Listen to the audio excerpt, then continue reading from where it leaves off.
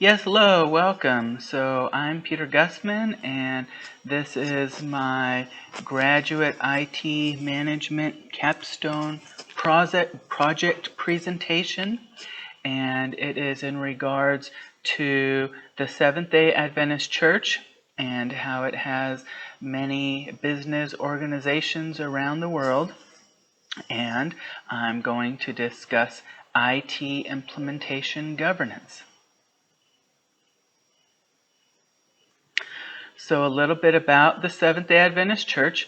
It is one of the largest medical and educational systems throughout the world as far as a church organization.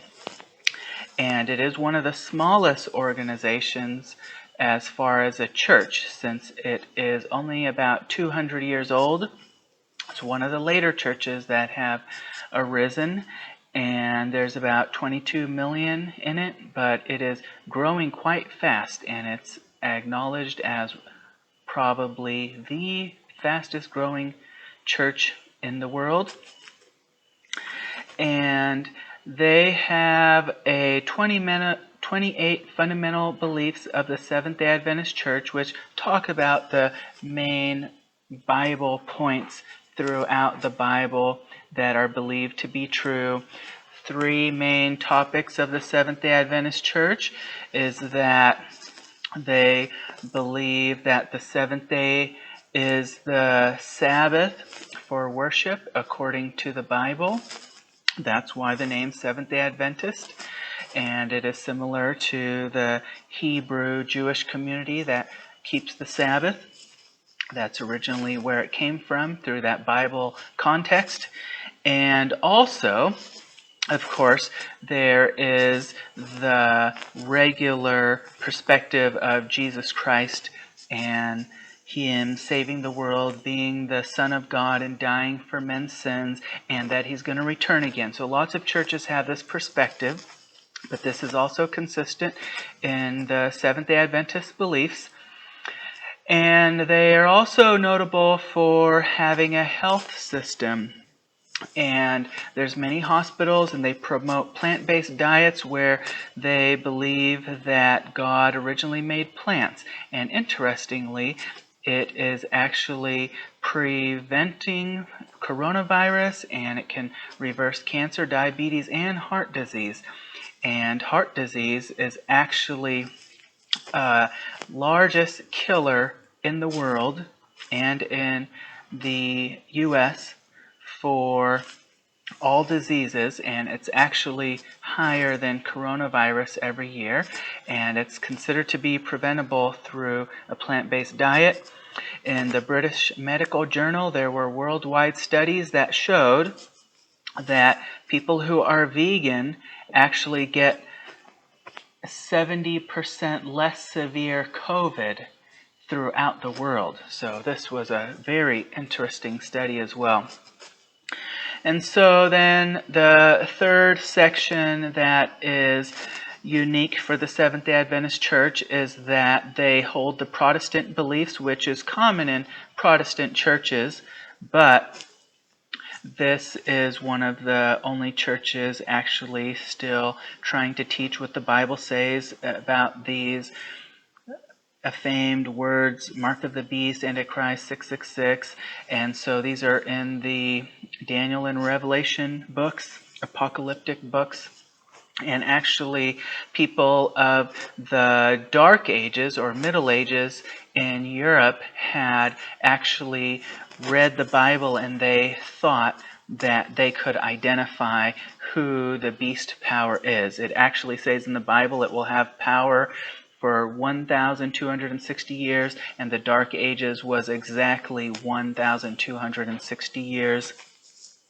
And so it is very interesting. The Bible was written quite a lot of time, several hundred years before this actually took place. It was prophesied.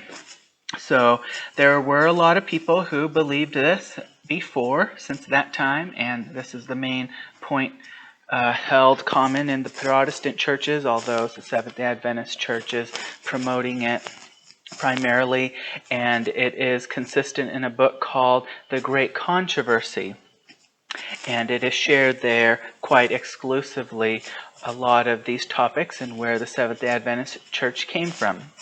Now, what is important about this is that these are some of the very important messages helping to attribute benefits to people's life, for example, with health, and also the educational benefits. And so when we consider IT and IT renovation and governance implementation, these are the things that the IT systems are supporting.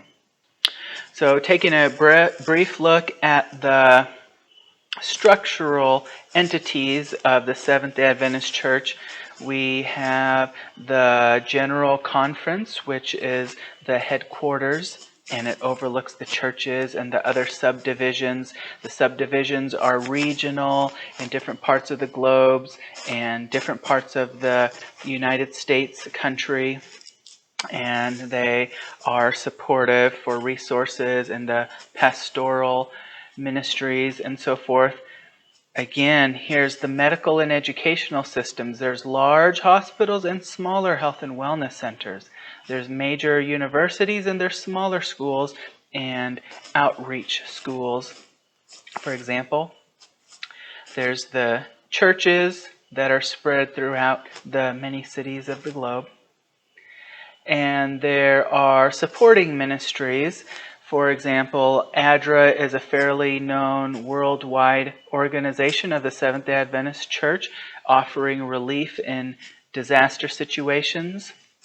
And then there's a little discussion on software projects, whether it is apps for churches, but also focusing on the developmental process within schools and how this can be implemented into the education process.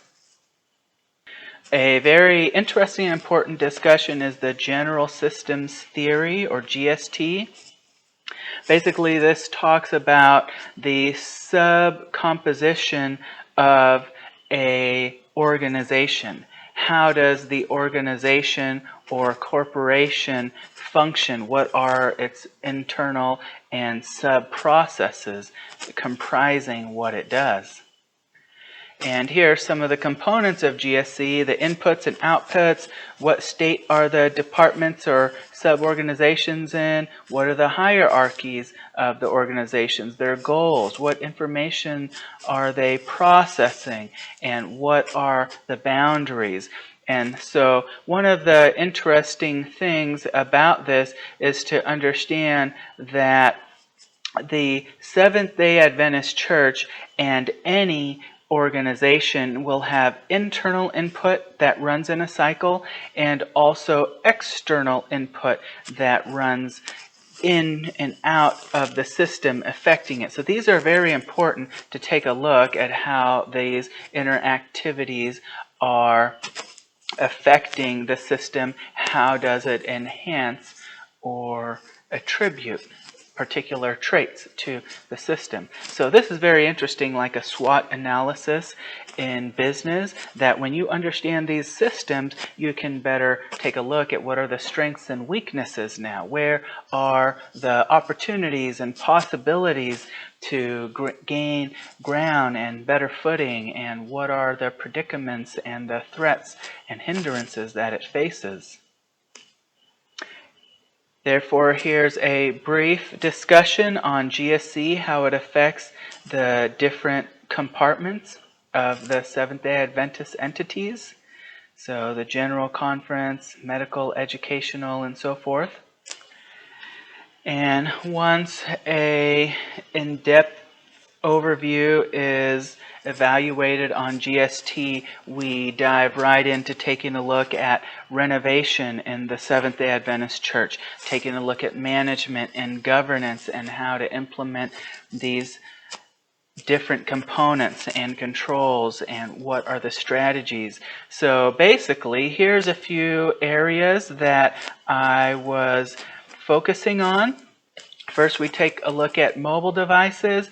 Everyone, employees and the laymen ministries, and the congregations, they have mobile devices, phones and laptops and so forth, and understanding how these systems work in connection with databases and web page servers and cloud technologies. In fact, so many of these ministries will be using these cloud technologies if they are not already using some form of it. Again, a lot of these services and servers in businesses are similar, and so this was a recommendation to design a Seventh-day Adventist cloud. So we will take a look at some issues in the Seventh-day Adventist Church as far as trying to fulfill this governance model. One of the particular considerations is that many people look to the larger institutions like the leading hospitals and universities of the Seventh-day Adventist Church, and they have quite robust and mature IT departments. Now, these professionals can be able to overlook the smaller entities. In fact, a Seventh-day Adventist cloud may be able to reside on some of the larger systems as part of the universities, for example. And so also, one of the interesting things is that these upgrades are very understood and obvious to make. However, to make it understood why these are important for the church mission is one of the primary points that will add to the success of this implementation. One of the particular focuses in this paper is taking a look at mobile security, being so important today that many people are using their devices and they need to be careful that they're making purchases, and is it done in public, and you have to be careful that people are not taking credit card information or accidentally snagging this info or any devices in any ways. So taking a look at the concerns of public Wi-Fi and making sure people are more understanding and understood on the topics of cellular and Wi-Fi and GPS and so forth. A little closer look at the cloud. These are very important to know that for a subscription price, you can actually get high-end services and scale as you need it. It allows a lot of businesses to start up easier, and if this is implemented into a Seventh-day Adventist cloud, this would offer a lot of great possibilities for ministries.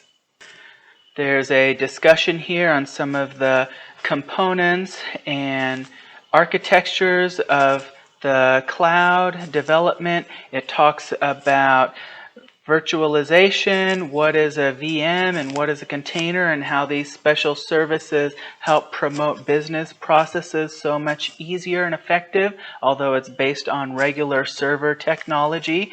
And so this is a discussion on how those are comprised, and it's important to take a look at service level agreements and understand what is a responsibility of a company and what is the responsibility of the cloud provider.